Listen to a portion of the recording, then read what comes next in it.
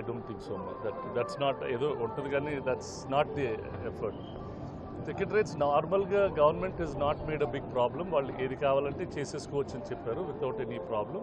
దానికి they simplify the GO అని మన పవన్ కళ్యాణ్ గారు చెప్పారు. టికెట్ రేట్లు పెంచడం కన్నా ఫిలిం వ్యూయింగ్ అనేది అందరికీ మనం అందుబాటులో పెట్టాలా, ఎక్కువ మంది వచ్చి సినిమాలు చూస్తూ ఉండాలా.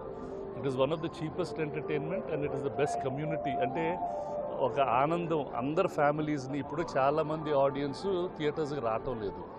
మేము నిర్మాతలుగా అలాంటి సినిమాలు తీసుకొచ్చి వాళ్ళని తీసుకురావాలా.